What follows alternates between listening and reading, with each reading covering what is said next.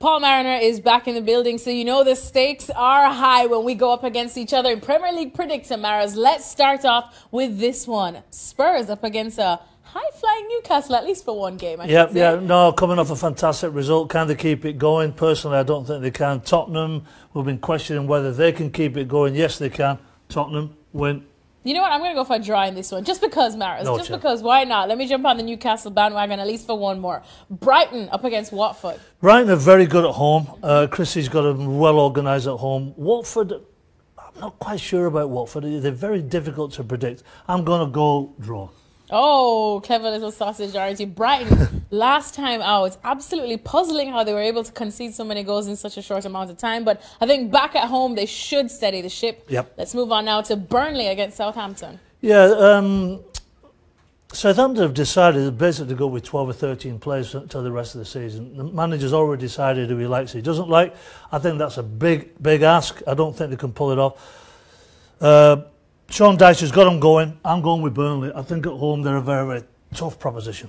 They are a tough proposition at home, you know, but I think I'm going to go for a draw in this one. See, I got your little tactic there, exactly. Chelsea, ooh, a lot wrong going on there up against Huddersfield, as you say. Well, Huddersfield can't score goals. Worst team in Premier League history, in my opinion. Chelsea were possibly the worst team in the Premier League against Bournemouth. I was astounded by their performance. Can Sarri get it back on track? He's got to get it back on track. I'm going to go with the Chelsea win, but not much confidence. Absolutely, Sarri has to get it back on track, so I'm going to go with Chelsea in this one. Crystal Palace, Fulham. Yeah, Fulham. I like Fulham going forward. They still struggle defensively. Palace with no Zaha. As we keep saying, it's a difficult place to go and play, Selhurst Park, but I'm going to go with a draw. You're going for the draw. Fulham fighting. And so are you. I bet you are. Got a nice result last time, but you know what? I'm going to go for a draw as well. I knew you would. Moving on now, let's fly through some of these Maras before we get to the juicy one. Everton, Wolves. Everton, unpredictable. Wolves, I like what he's doing. They're flying high in the league. Draw. Draw for that one. You know what? I'm going to go for the little upset on this one. I'm going to go for Wolves in this one. Cardiff, definitely difficult time on and off the pitch up against Bournemouth. Well, Bournemouth, obviously, fantastic result, but they played nobody because nobody turned up in the second half. I'm going to say draw. Draw for that one as well. I still think Cardiff might not be quite in the mood. They will be back at home though, and I'm sure their fans will rally behind them, but Bournemouth, momentum on their side. Leicester, Man United, let me just make my pick. Yeah, well, Leicester obviously bunkered in against Liverpool. They had to. Liverpool didn't have one of their best days. I just feel that this could be a banana skin for Manchester United, but I just think they've got enough going forward. I'm going with United. All right, now here we get to the juicy one. Manchester City, Arsenal. Well, it's all about Arsenal's defence. Going forward with Aubameyang and Lacazette, they're fantastic. But defensively, against Man City at home, it's not happening. I can't see it at all. But remember, Manchester City showed their flaws indeed in their last match out. Not but two I games agree on with the you trot, on this one. Not two games on the trot. Especially back at the Etihad, they should get things right. West Ham, Liverpool, I don't think there's a shout for West Ham. West Ham all over the place. Everybody keeps saying the way that Arnautovic goes, that's the way West Ham goes. Well, it's a shambles. It's as simple as that. Liverpool will not be. They will bounce back from the draw. Klopp will get them ready. And that's it. All right, there you have it. Bob's your uncle, Sally's your aunt. Thank you so much to Paul Mariner. Continue tracking the Premier League all weekend long right here. Paul Mariner joining me as we tackle these fixtures in La Liga Predictor. Let's start off with Barcelona up against Valencia. Well, look, if Lionel plays, they're going to win. If he's on the bench, they're going to win. Even when he didn't play, they still won. I mean, look, the goal is scored in the week. We want to see more of Messi. We're not going to see much more of Messi. Let's keep it going. Barcelona with the win.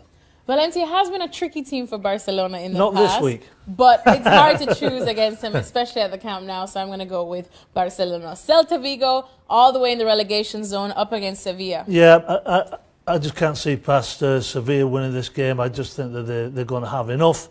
I'm going with Sevilla. Oh, I love how you actually said it in Espanol instead of your usual Seville. I'm learning from You're learning. He's learning. Who says he can't teach an old dog new tricks? Real Betis against Atletico Madrid. Atletico Madrid strengthened. I just love everything that Simeone does. They very rarely concede. Don't score many, by the way, but they'll score enough to get the win. I'm going to agree with you, Paul Marino. And finally, Real Madrid hosting Alaves. Yeah, look, Santi seems to though he's righted the ship a little bit. They were all over the place. He needed to our good friend Santi, or he'd be right back here with us. Exactly, 2 or 3 weeks ago at the Bernabeu. Can't say anything other than a Real Madrid win. Yep, gonna go with Los Blancos as well in this one. So nothing to separate us, Paul Mariner. Ooh. I guess we'll both have to buy each other dinner then. It's Serie A predictor time. Paul Mariner joining me. Even though our predictions, midweek in a lot of different competitions did not go our way, we're still trying our hand at this. Napoli, Sampdoria. I just feel that Napoli at home have got enough. I just think going forward they will have way too much. I'm going to go with Napoli. All right, I'm going to agree with you, Paul Mariner. Juventus, not their day midweek in the Coppa Italia though, but the Serie A is definitely their baby. Yeah. Can they? A lot of surprises in European football, midweek European football. They're going to bounce back. Normal service will be resumed. Juve in Serie A, of course, especially over Parma. With all due respect to Parma. Yes. Inter, Bologna. Inter, I don't think they can do any wrong, especially when they're at home in front of their own fans. I just see Inter carrying on the way that they've been carrying on. Wow, we're just agreeing on everything today, Paul Mariner. Now then, let's talk about who really need to bounce back and forget everything that happened midweek, on and off the pitch as well. Roma. My beloved Roma. I had to look at the screen twice. I couldn't believe the score. I know, you were texting us. I couldn't believe what Dzeko did. It was an embarrassing day for the club, embarrassing time. They've got to bounce back. But can they bounce back against AC Milan? I'm not too sure that they can. I'm gonna go against what I normally say. I'm gonna say this is an away. You chose for me as well.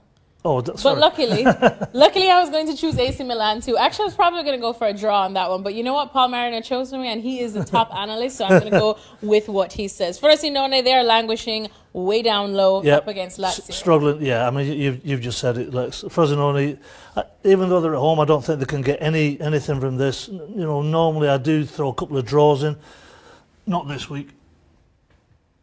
I feel like I need to stick my neck out and throw a draw in there somewhere. Frosinone is battling for their lives. We love a relegation scrap, so I'll do it. Just because we need something to separate this, Paul Mariner. I'm going to go for the draw. Ooh, sorry, Lazio. Thanks so much to Paul Mariner. Continue tracking the Serie A, you know where, here at ESPN FC, of course. Pretty much a full team from Juventus. How worried are the folks in Turin right now about what they saw against Atalanta and moving forward, what Atletico Madrid or better teams could pose? Well, I think they have to be worried. I mean, the Coppa Italia was obviously the least important of the three seasonal objectives, and it is telling that this year none of the top four are in the Coppa Italia, with Inter going out tonight. But equally, I think they're very concerned. Obviously, Bonucci's out, Chiellini now likely to be out a couple weeks as well. They really miss Miralem Pjanic when he's not there, when he has to rush back from injury. They miss Mario Mandzukic at the weekend. They simply haven't been playing particularly well of late. And Atletico Madrid, not really the team you want to be playing when you're not on top of your game, because you know that you kind of have to go and take the game to them because they won't be taking the game to you. So I think it has to be a concern. And for Allegri right now, when it rains, it pours. That said, they figure that they have enough individuals that they're never going to be out of a game. What type of impact do you suppose he'll have with Arsenal?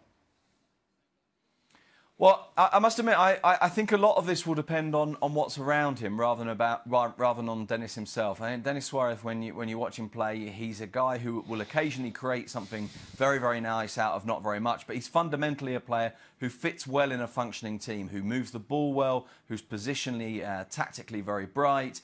His passing is good. He will occasionally, as I say, provide assists, occasionally score goals, but not a huge amount of them.